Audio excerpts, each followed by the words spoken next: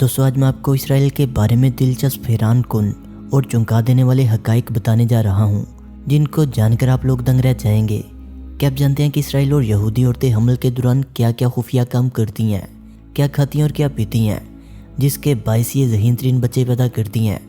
अगर जानना चाहते हैं तो इस वीडियो को आखिर तक ज़रूर देखिएगा, और जिन्होंने अभी तक हमारे चैनल शानी स्टोरीज़ को सब्सक्राइब नहीं किया वो इसे जल्दी से सब्सक्राइब कर लें।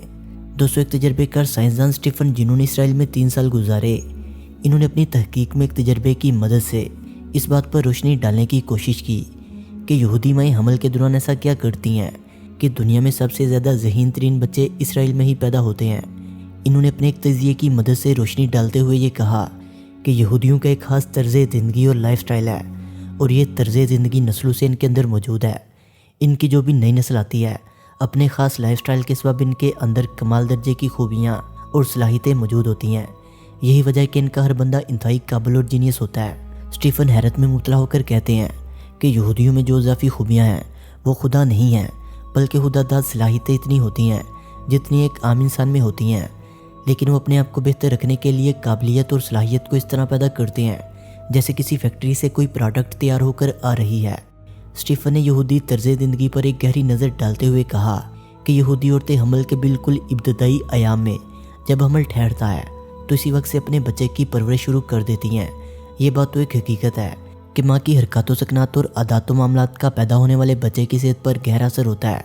यही वजह है कि यहूदी माएँ हमल के आगाज़ से ही बाकायदा तौर पर रियाजी के सवालात हल करना शुरू कर देती हैं। हमल के दौरान में खुश रहती हैं और इनकी खुराक का खास तौर पर ख्याल रखा जाता है। वो औरतें गाती हैं, पियानो और वायलिन भी बजाती हैं, और औरतें अपने शुरू के साथ मिलकर मैथ के सवालात और मसाइल भी हल करती हैं। ऐसे सवालात भी हैं जिनमें मियाँ बीवी आपस में बोलकर सवालात हल करते हैं, जैसे कि एक दूसरे से पूछते हैं कि 2 और 2 कितने होते हैं।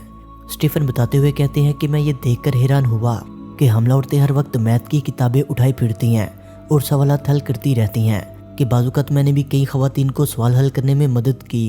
एक दिन जब मेरा सब्र जवाब दे गया तो फिर मैंने आखिर एक खतून से पूछ लिया कि आप पैदा होने वाले बच्चे के लिए ये सब कुछ कर रही हैं। इसने कहा कि जी हाँ, बच्चों को ट्रेन करने के लिए ये सब कुछ करना पड़ता है ताकि वो बाद में होशियार और ज़हीन बन सके। इन्होंने ये भी बताया कि इस तरह बच्चे की पैदाइश तक रियाजी के सवालात हल करती रहती हैं। गाने के बारे में मेरा ख्याल था कि शायद ये पुरसुकून और खुश होने के लिए बजाया जाता है, लेकिन मुझे हैरत हुई जब मुझे पता चला कि यहूदी साइंसदानों की रिसर्च के मुताबिक पियानो और वायलिन की प्रैक्टिस से पैदा होने वाले बच्चे की अकल बढ़ती है। यही वजह है कि पैदा होने वाला बच्चा चुस्त होता है। और मज़ीद कहा कि म्यूज़िक की वाइब्रेशन दिमाग की नशोनुमा करती है। बच्चे पैदा होने के बाद भी बच्चे को पियानो, वायलिन और म्यूज़िक की मशक करवाई जाती है। शायद इसलिए भी यहूदियों में बेशुमार ज़हीन लोग मौजूद हैं। स्टीफन ने दूसरी जो चीज़ का मुआयना किया वो था हमला औरत की खुराक। वो बताते हैं कि इसराइली औरतें हमेशा बादाम, खजूर, दूध और मछली खाती हैं। यहाँ तक कि सलाद में भी बादाम, दीगर गरी वाले मेवे भी मिक्स करके खाते हैं। इसराइली माशरे का यकीन और तहकीक है कि मछली दिमाग की नशोनुमा के लिए बहुत मुफीद है, और ये यहूदियों का कल्चर भी है कि हमला ख़वातीन समुद्री मछलियों का तेल भी इस्तेमाल करती हैं। हमला ख़वातीन के लंच और डिनर में भी मछली ज़रूर शामिल होती है।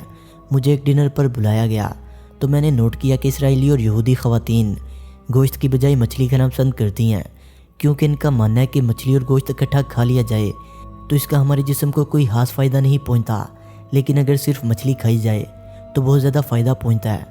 और डिनर में सलाद में वर बादाम लाजमी होते हैं, जबकि इसराइली और यहूदियों की हमला ख़वातीन जब भी फ्रूट खाती हैं तो खाने से पहले खाती हैं।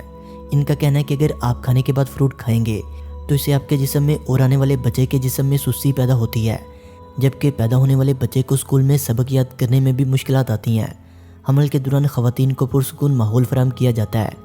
इन्हें जहनी परेशानी नहीं होती, बल्कि हर वक्त इनकी सोच मस्बत, तमीरी और बच्चे की काबिलियत के लिए मसरूफ़ रहती हैं। पूरे 9 माह के दौरान की पूरी तवज्जो, मेहनत और सिर्फ इसी बात पर फोकस होती है कि हमने एक इंतहाई काबिल ज़हीन बच्चा पैदा करना है, और ये एक नाकाबिले यकीन हकीकत है। जैसे किसी मयारी फैक्ट्री से इंतहाई मयारी चीज़ बनकर आती है, इसी तरह यहूदियों की मेहनत, कोशिश और हमल के दौरान मामलात के नतीजे में एक इंतहाई ज़हीन और काबिल बच्चा इस दुनिया में आता है। इस बात पर लोगों को हैरत नहीं होनी चाहिए, क्योंकि जिस बच्चे की तरबियत हमल के पहले दिन से ही शुरू हो जाए, क्या वो बच्चा और कौम दूसरे मुल्कों से बालातर नहीं होंगे। याद रहे, इससे कबल जब मुसलमान अपने बच्चों की ऐसे ही तरबियत करते थे तो पूरी दुनिया में मुसलमानों का राज था, लेकिन आज यहूदी पूरी दुनिया पर राज कर रहे हैं और अब मुसलमान अपनी फोकियत खो चुके हैं। یہی وجہ ہے کہ آج پوری دنیا کے بزنس کا 70% حصہ یہودیوں کے ہاتھ میں ہے۔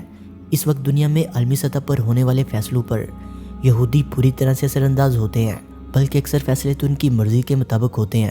اس کے علاوہ سیاسی طور پر یہودی دنیا کے بہت سے ممالک کی حکومتوں پر نہ صرف اثر انداز ہوتے ہیں بلکہ حکومتوں کو کنٹرول بھی کرتے ہیں، جبکہ اکثر ممالک کے حکمران یہودیوں کے ہاتھوں میں کٹ پتلی بنے ہوئے ہیں اور وہی کچھ کرتے ہیں جو یہودی ان کو کرنے کو کہتے ہیں۔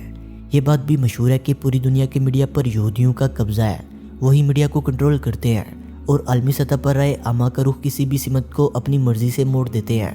بڑی بڑی ملٹی نیشنل کمپنیاں یہودیوں کی ہیں جن کا نیٹ ورک پوری دنیا میں ہے، خاص طور پر فیشن، کاسمیٹک، فوڈ آئٹم، مشروبات، medicine, soft where, film industry, ہالی ووڈ اور ایڈوانس ٹیکنالوجی میں ان کی سبقت سب کے سامنے ہے۔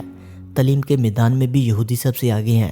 صرف آج تک ملنے والے نوبل پرائز پر ہی غور کریں تو حیرت ہوتی ہے کہ تمام نوبل انعامات حاصل کرنے میں یہودی سب سے آگے ہیں، کیونکہ اب تک جو مختلف شعبوں میں جو نوبل انعام یہودیوں کے حصے میں آئے ہیں، ان میں کیمسٹری کے 32، اکنامکس کے 25، لٹریچر کے 13، امن کے 9، فیس بک کے 47، جبکہ بیولوجی اور میڈیسن کے 54 نوبل انعام بھی اسرائیلیوں کے حصے میں آئے ہیں۔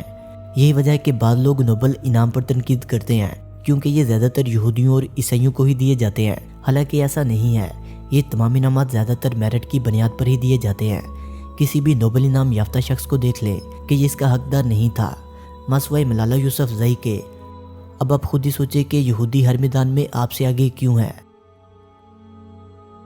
دوستو، ویڈیو اچھی لگنے کی صورت میں سے لائک کریں، کمنٹ کریں اور اپنے دوستوں سے شیئر کریں، اور جنہوں نے ابھی تک ہمارے چینل شانی سٹوریز کو سبسکرائب نہیں کیا وہ اسے سبسکرائب کرتے ہوئے بیل آئکن پر کلک کر کے آل نوٹیفیکیشن کو انیبل کر لیں۔ ملتے ہیں ایک نئی ویڈیو کے ساتھ، تب تک کے لیے خدا حافظ۔